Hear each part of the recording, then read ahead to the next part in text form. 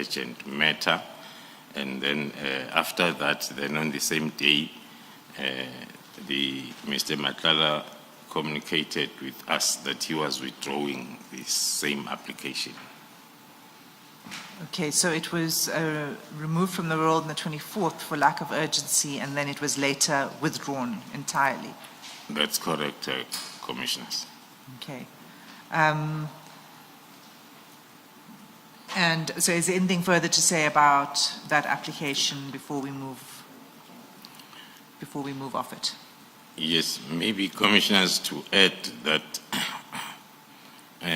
before the sitting or before the matter set on the 24th, I had met with the former Minister of Police, General Cele, who informed me that he had been approached by Mr. Matlala, informing him that Lieutenant General Sibia advised him, Matlala, to submit or to write an affidavit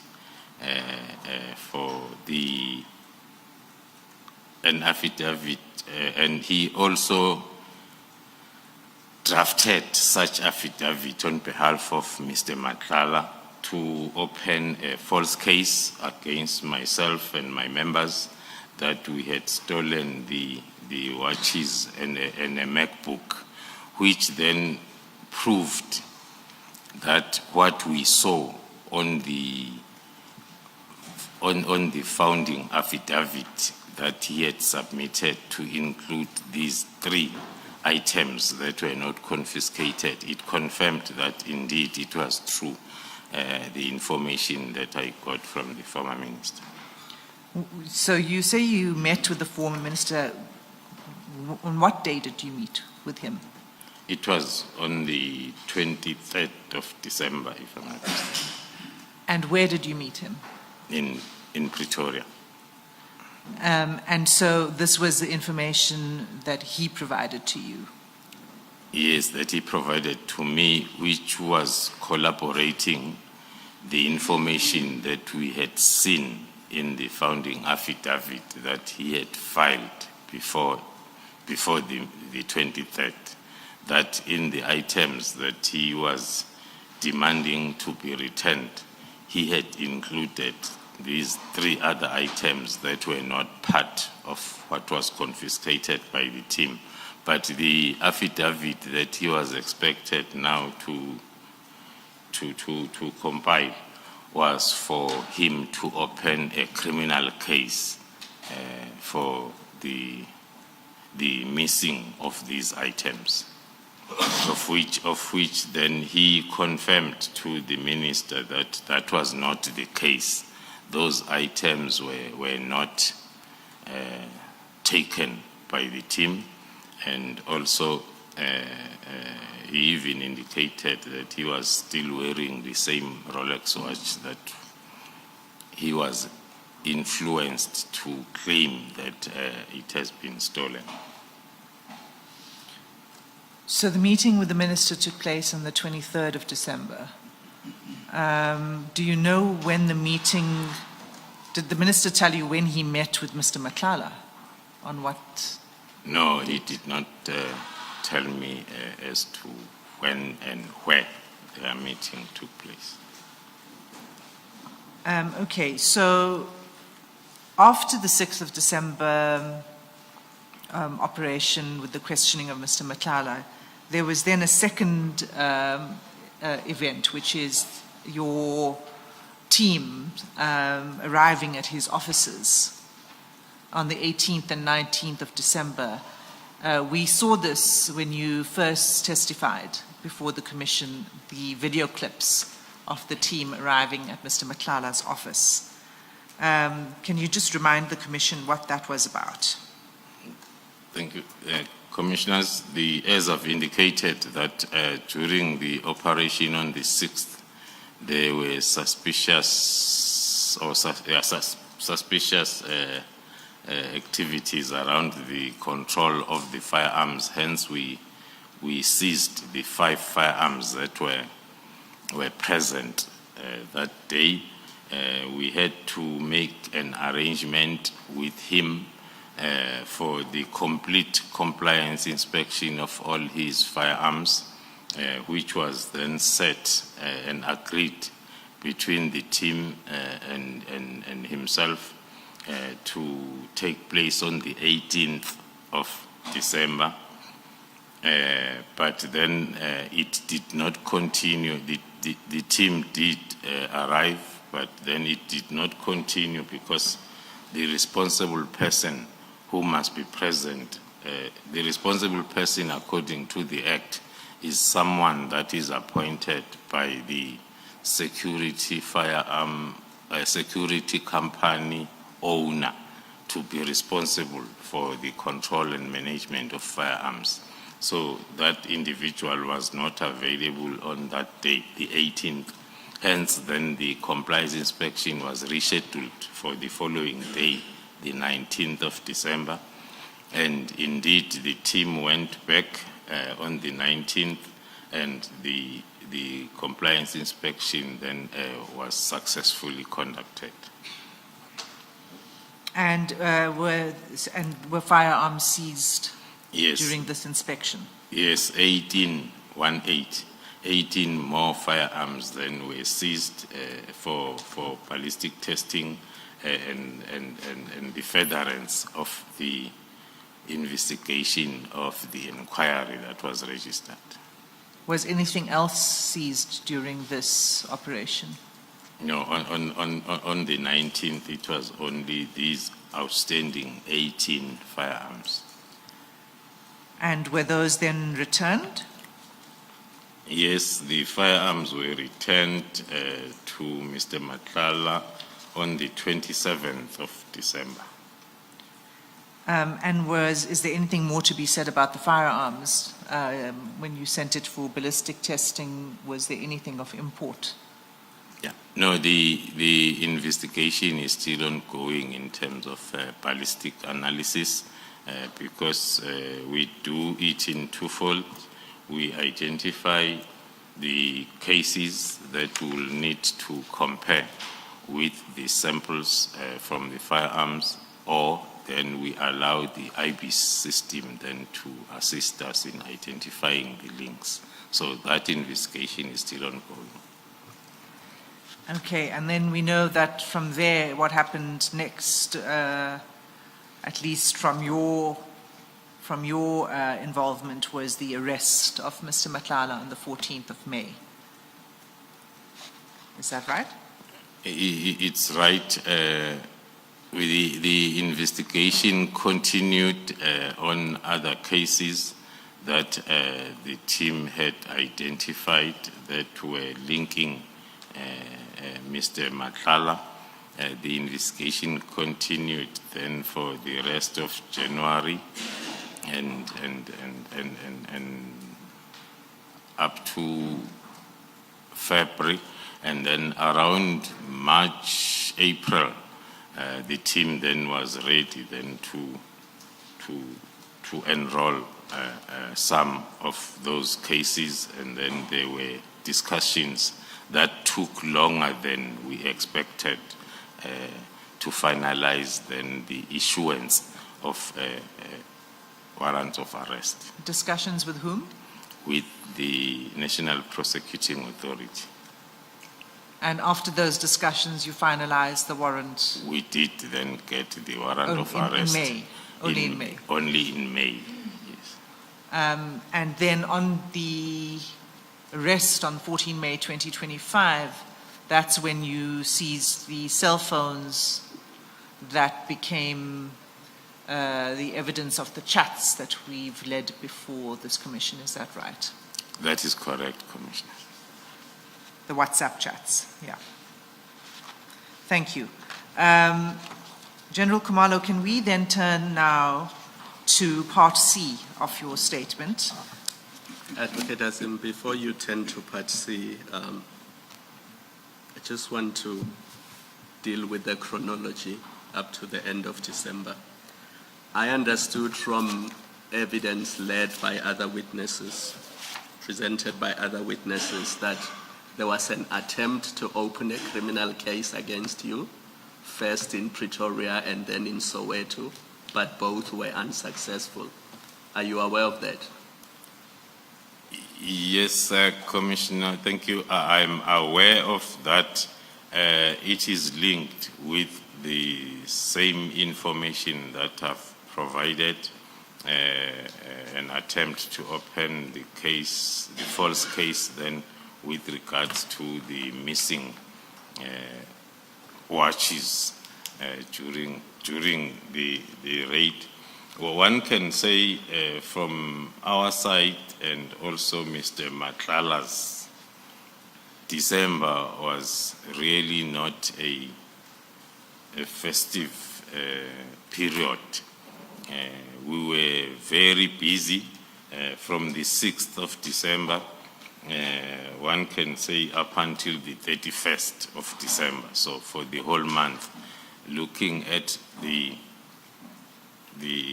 engagements, investigations and operations and compliance inspections that we were busy with during the month of December. And then on the other side, lots of attempts also from his side to approach the High Court with the interdict, an attempt to open those cases against myself and the team. So both sides were very busy during the month of December.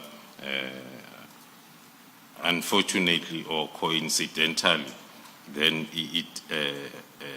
the month of December ended with the disbandment letter of the very same busy month ended with the disbandment letter on the last day of December. General, do you know if statements were taken in either the Pretoria police station or the Soweto police station relating to the criminal case that they wanted to bring against you?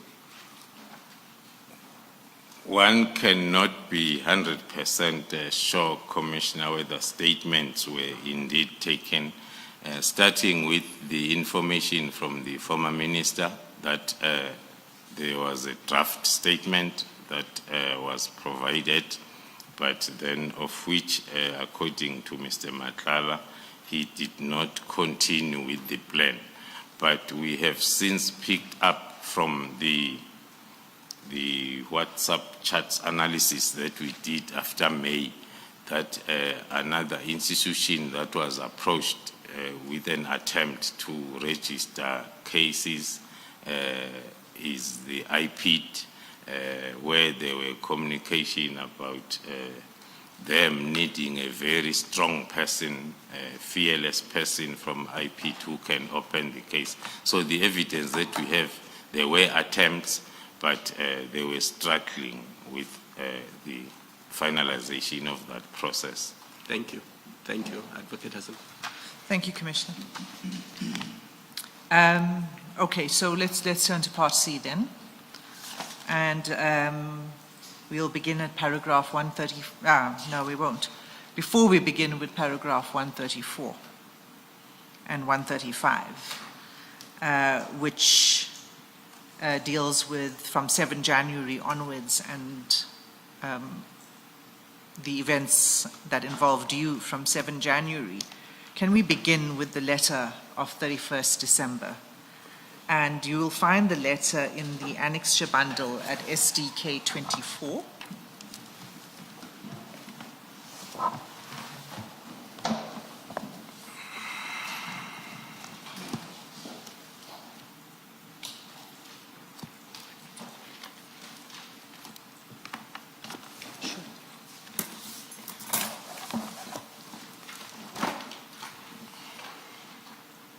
And it's page 203.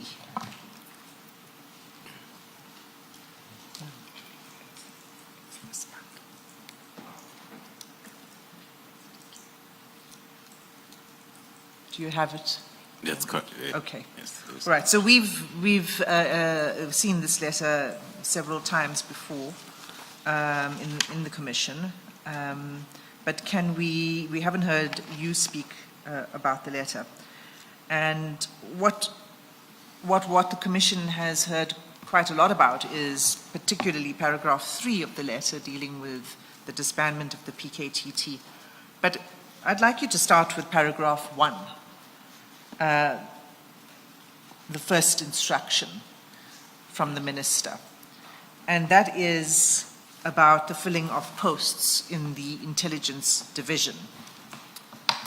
And it's a very specific instruction, and you are the head of crime intelligence, so this would have affected you, right? Thank you, Commissioners. Although the letter was not addressed to me as the Divisional Commissioner of Crime Intelligence, but then two of the issues that are raised in the letter had direct link with my positions of firstly being the Divisional Commissioner of Crime Intelligence as well as the project leader of PKTT. Then maybe to steal this moment for a few seconds before then I get to the question by the SC. It is the 31st of December. The letter, we see it circulating on the social media, I think from the afternoon of the 1st, which is the happiest day of the year. Everybody is in a jovial mood. Then from my personal perspective, it was indeed not the Happy New Year's Day, because I had to expect or receive calls from more than 110 people that I thought I am their leader, asking me one and the same question, all of them. Unfortunately, I could not answer any of those people that were asking what's happening, because in normal situation they will expect any communication affecting them to come via myself or my office. But this time around, this letter just started to trend, and then and also the language used. Most of them were worried about the language used to say, how can we sacrifice and leave our families for 6 to 7 years, and then we are told that we are valueless, and all other words that were there. I'm just touching on that maybe because I have this platform to raise it. No one has asked me as an individual as to how I felt about the letter itself, but I did not feel right. That's why after I realized that I'm not enjoying the 1st of January like everybody else, I think in the afternoon I had to request Lieutenant General Mkhwanazi to bring the team together and try to also him to explain something that he does not understand. The only thing that he could do was to motivate the team and tell the team that they must continue doing what they are there for. The rest then will be dealt with by the National Commissioner. But indeed, Commissioners, it was not a Happy New Year's Day because of the letter. Going to the question. So before you go to my first question, let me just interpose this. Judging by your answer, you were not consulted about the decision to disband the PKTT. I had never been given an opportunity to brief the ministry. I've never received any complaints or signs of unhappiness. Was never consulted when the letter then was drafted and finalized. It came as a surprise even to myself. We will come to that aspect of the third instruction, the disbandment of the task team. But for now, on the first instruction, obviously you hadn't been consulted on that either, correct? That is correct, Commissioners. That is why I should think that the only person, according to me, my view, the only person who can understand the letter is the writer himself.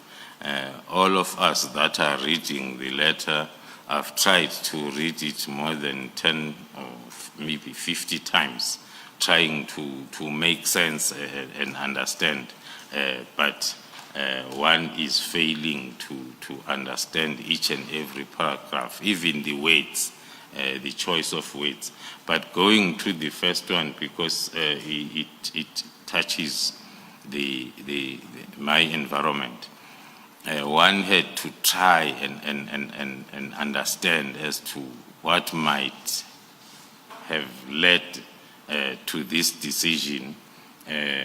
One can say the only possible reason for now will be during 2024, the division had advertised 2 batches of senior management posts that included provincial heads of crime intelligence, as well as the other section heads at head office level.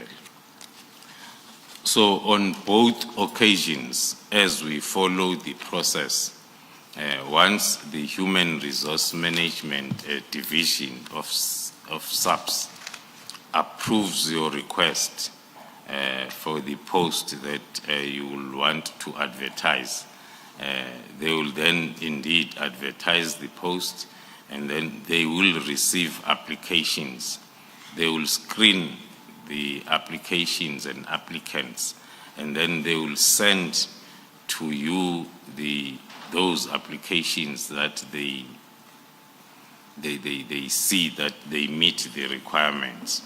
And then they will request you then to make a submission or a proposal for the panel. So on both occasions, or maybe let me start with the first batch. I did it on the first batch of posts. Then the line of communicating that proposal, I will send it to the immediate supervisor, the Deputy National Commissioner, Crime Detection, for his support of the proposed panel, who will then sign it off and process it further to the Division Human Resource Management for approval in consultation with the National Commissioner. So my proposal for the panel for the first batch then was not supported by the Deputy National Commissioner.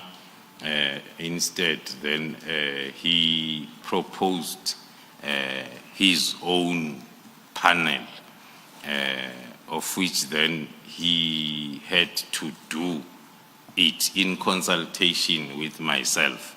And then I then did not agree with his set of panel.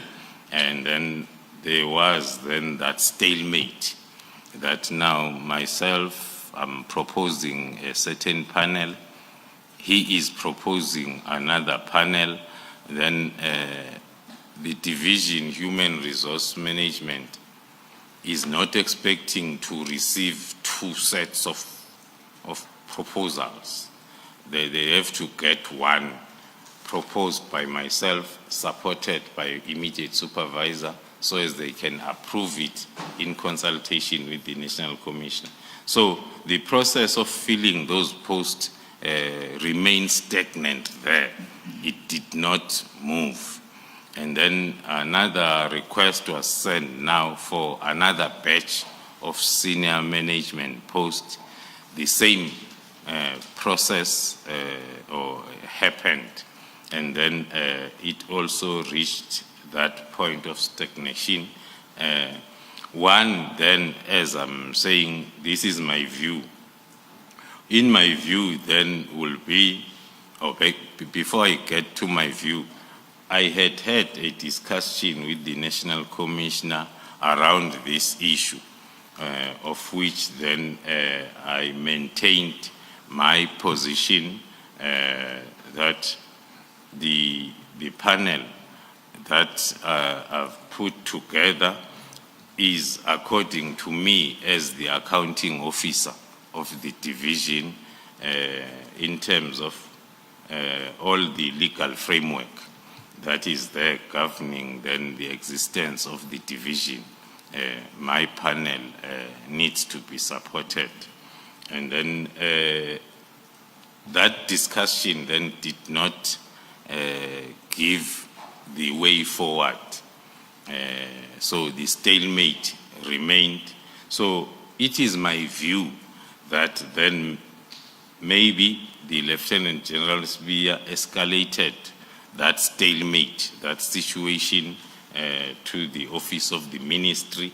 Hence, then it informed the decision of halting the filling of posts, because the examples that are cited there, posts in provinces, including those of provincial heads of crime intelligence and currently available vacant posts, it refers to the posts that were vacant, that were supposed to be filled. That is my view as to why maybe that formed part of this letter. Okay, General, isn't there one accounting officer within SAPS who is the National Commissioner? I'm asking because you just referred to yourself as the accounting officer within your division. Okay. Maybe then, thank you, Commissioner, maybe then is the choice of giving myself the wrong title. It was referring to being responsible for all activities, the performance, the management of the division, instead of being an accounting officer. Thank you. Thank you, Chair. So you mean to say responsible officer? Yes. General, ordinarily, if there's a disagreement between you and your immediate superior about how to proceed on matters, where does it get escalated to for resolution? Yeah. The situation or the incident or this case, one has checked on all the prescripts and policies. It is maybe then an oversight, maybe because the drafters of the policy had not thought that it might happen in future in the department. So, and we also do not have any decided case. One will just think that because the approval is with the Divisional Commissioner of Human Resource Management, one will presume that in a situation like this, it is the Divisional Commissioner of Human Resource Management in consultation with the National Commissioner who must then take the two proposals and approve one, or they come up with their own, because the final word rests with them, the final decision.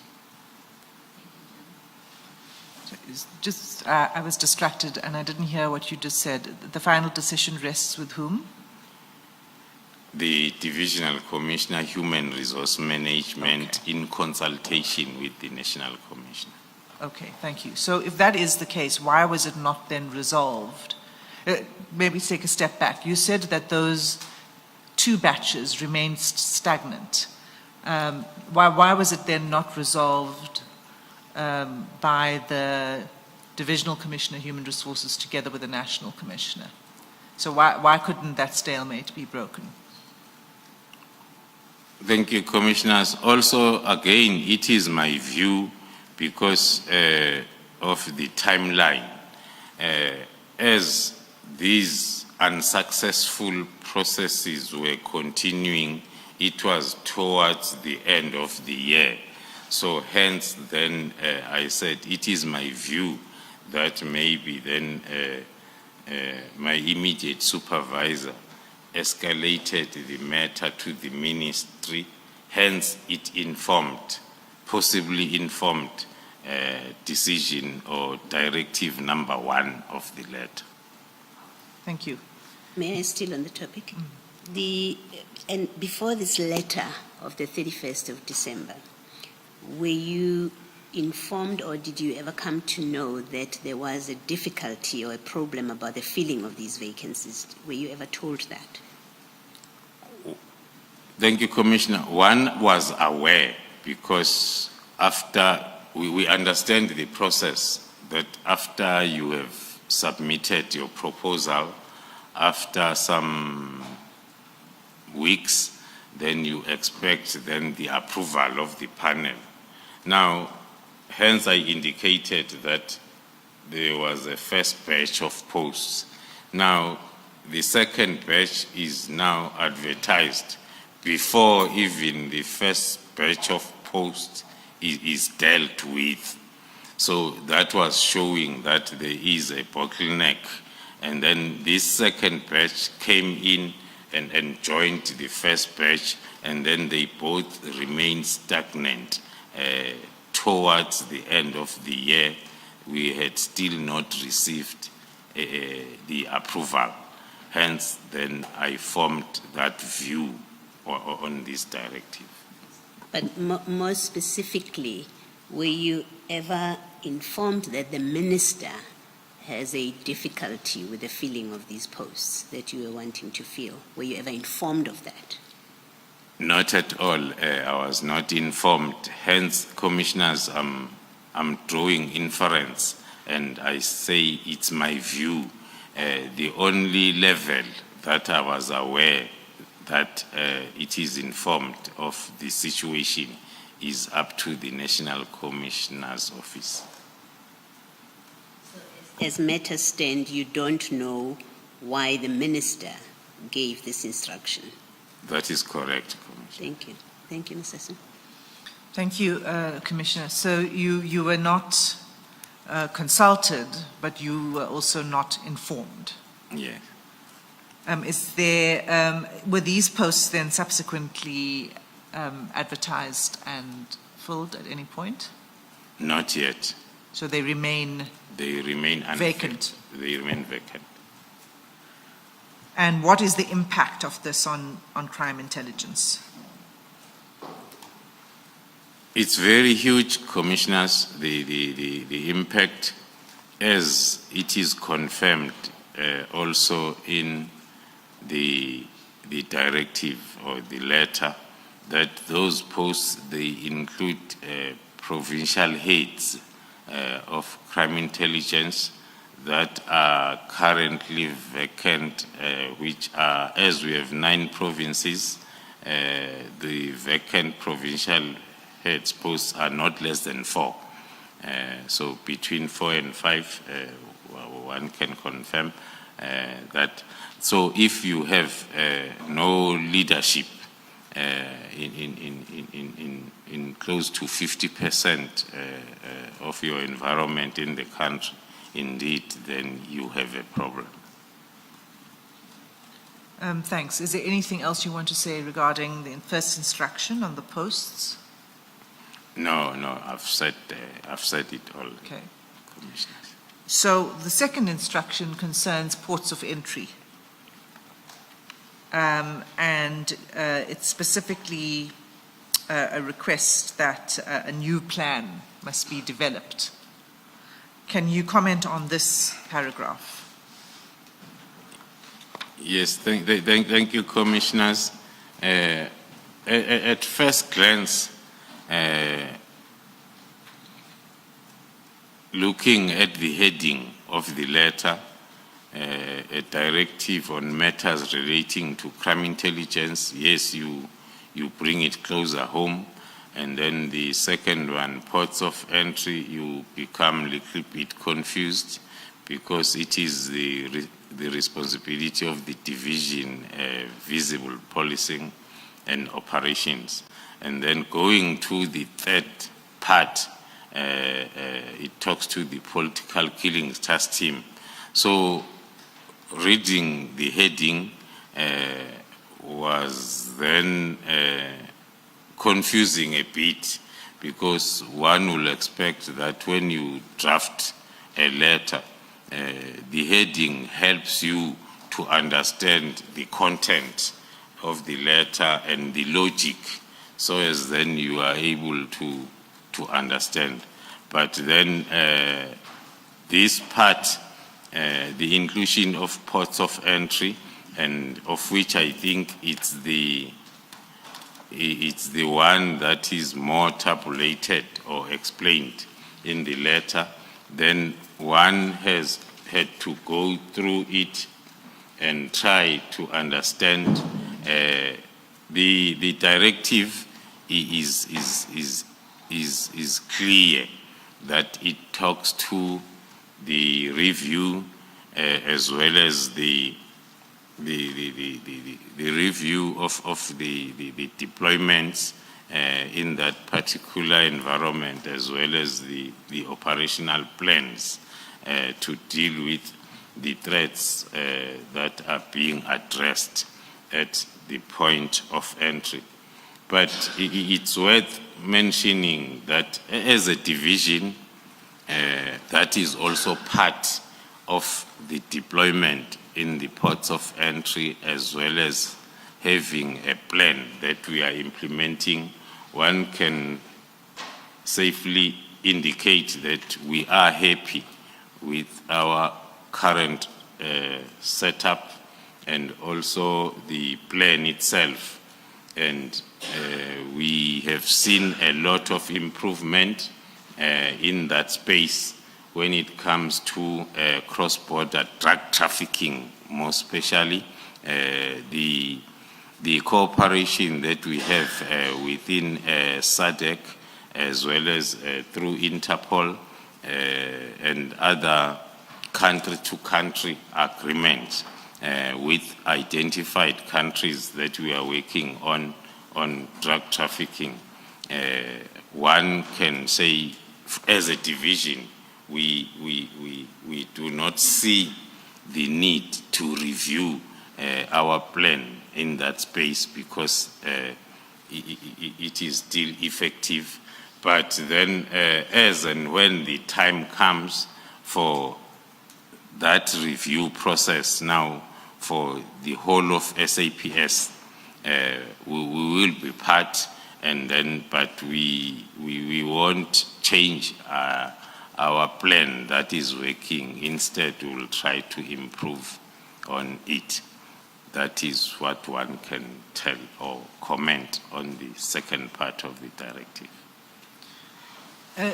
General, you would agree with the minister when the former minister, when he says that the efficiency of the plan should be reviewed from time to time. Would you agree with that? I'll agree, because in that environment, it's not the space that is dealt with by just SAPS, if I make an example. It's an interdepartmental. So if there are gaps that are identified, then they will have then an impact to the whole interdepartmental deployment in the space of a port of entry. So I'll agree on that reason. And do those reviews take place by an interdepartmental body? Looking at the directive, it was talking to those reviews taking place at the beginning of the year, but one has not been appraised or invited or informed of the reviews then that they had started. I'm just saying, as a matter of course, those reviews would take place by the interdepartmental, some structure. Is that what would normally happen? What normally happens, it's not like review or interdepartmental review. All the departments that are occupying the space, they have clear defined roles, which needs then to be coordinated in terms of activities, as it's stated in that paragraph, that the main stakeholder now in that space is the newly established Border Management Authority that is supposed to be leading even the interdepartmental review. Although all of us, we are playing our roles, but then that is the PMA that is expected under normal circumstances to coordinate the activities, including maybe the need to review. And were you aware of any challenges that needed to be addressed from an SAPS perspective? No, hence I limited, Commissioners, my comment on our environment, because as stakeholders, we also have our role and responsibility, and we have the deployment in the space, and we are operating. So as the division, we are implementing our plan, we are monitoring our activities, and up until now, we were still satisfied with our plan that is in place, as well as our performance. Thank you. One of the instructions in that paragraph 2 is that in the development of a new plan that the former minister was requesting, he said it should include a comprehensive operational and remedial action plan based on a policy of rotation of staff members, among others, which suggests that there might have been an issue regarding the rotation of staff members. Are you aware of this?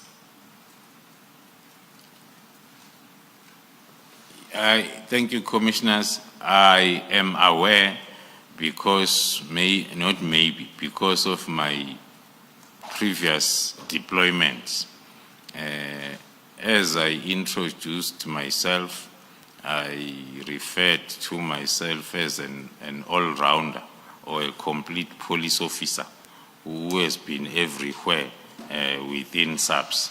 I spent a lot of years within the division Visible Policing and Operations. By then, it was separated. I was within the Operational Response Services, where I was coordinating operations, and the deployment in the ports of entry was a part of our responsibility as a division. So this was something that in other ports of entry we have the rotation, the month-to-month deployment, so as then we avoid weaknesses that are coming along with a person who's permanently in the border environment. Then so there will always be discussions. Now I'm referring to my previous life, hence then I want to be clear that there will be those discussions that the same needs then to happen at all other ports of entry, so as then we avoid the challenges that are related to integrity issues when you have a permanent deployment. Okay. But as you understood it as at 31st December 2024, you weren't aware of challenges in this regard? No, I'm not aware. You weren't informed of any of these No. challenges? No, Commissioners. Okay. So anything else you wish to say on paragraph 2? No, that is. Okay. So we can go to paragraph 3 then, which is the heading Political Killings Task Team. And I want to first confirm that you have been involved with the PKTT from its inception. Is that correct? That is correct, Commissioner. And when was that from? From July 2018. From July 2018. Yes. And in this letter, the former minister refers to the formation of an interministerial task force. And you confirm that the PKTT was that interministerial task force. As I indicated, Commissioners, that the terms and choice of words sometimes used in the letter, they are confusing, and sometimes they talk to maybe not from a well-informed part, because we do not have a task force. We don't use that language in whatever processes and activities with regard to PKTT. But we do have the interministerial committee that we have referred to it in most of the time, even during this commission. General, there are witnesses who have referred to the National Task Team, referring to the PKTT. Yeah. Would that characterization be correct?